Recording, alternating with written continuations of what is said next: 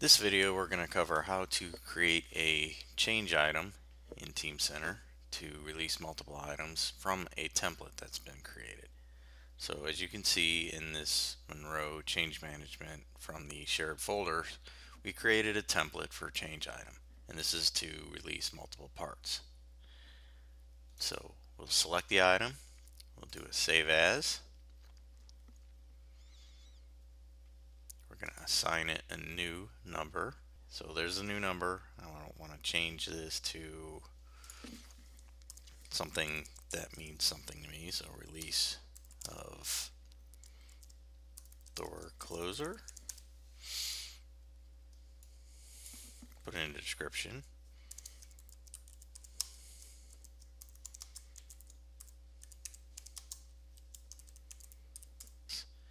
And we're just going to say go ahead and I'm going to open it on create. So when we hit OK, there it is. So created the item, the change item. We go into the actual activities. We can see that it has the update mechanical design, which is the only activity we want. And based off the template, the person responsible is, I set it as myself, but in the templates in the production system, we will assign it to whomever should be in that role and save that to the template so it comes across.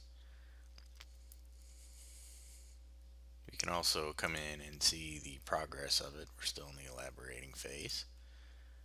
Let's look at the workflow. So I'm also assigned as the administrator. The administrator is the person, is like the project manager for the change. They're the ones that will get the notifications and start the workflows for the activities and get the notifications that they've been completed, and then they'll route the workflow for the change item to be approved. So I set myself there, and I also set myself as the approver just for the sake of so I can do all the items here. So we're going to go to the workflow tab and we're going to start the change process. Just hit OK. Once it goes through, it will put it in work state, processing symbol there. And if we go to the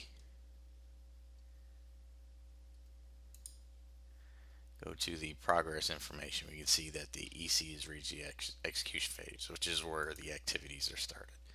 So I'm the actual admin here, so I'm going to highlight this activity to update the mechanical design. I'm going to say start activity and say OK. Now it's going through and it's actually going to start this activity. It should send a notification to myself or Kirk Dietrich, the active responsible. And if we go to the work list,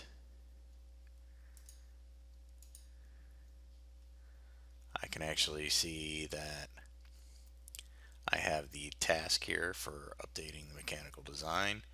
And I've also have this task here, but this is, since I'm the administrator, this is my reminder that once all the tasks are done, I can route that for approval.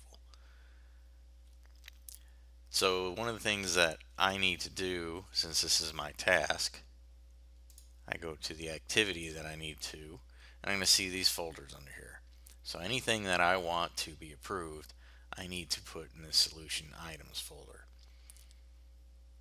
So if I come back over here, let's say I created this assembly in Swim, and it's got these two parts and this assembly with the drawings and everything.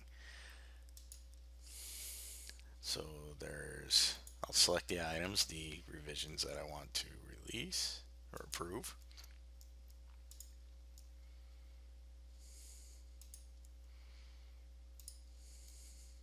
And you can see they're actually in different states. So the assembly and one of the components are in no state, basically in work, while one is in draft state.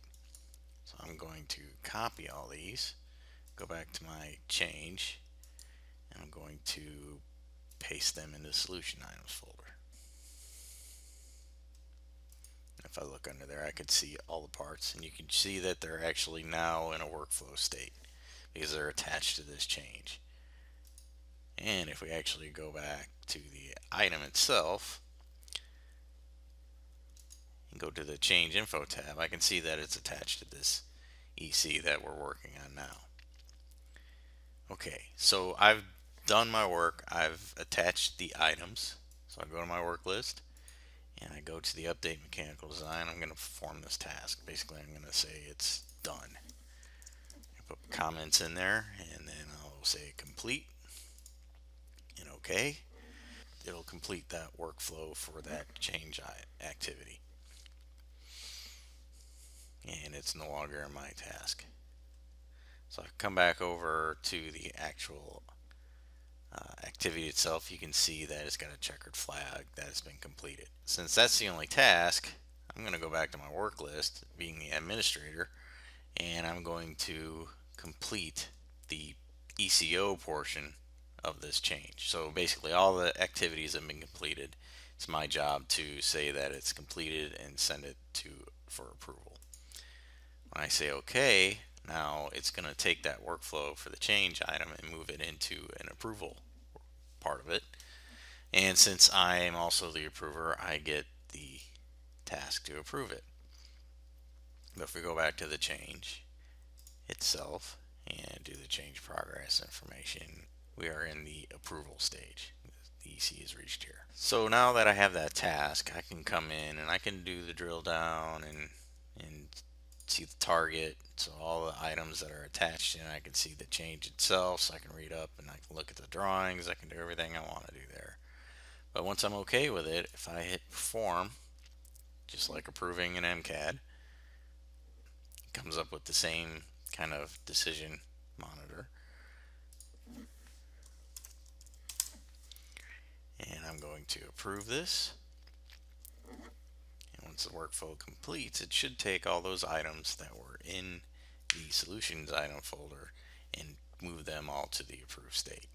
And he even did it with the assembly, which is usually you can't promote an assembly until all the parts underneath of it are promoted to a state that's equal or greater to your target state for the assembly.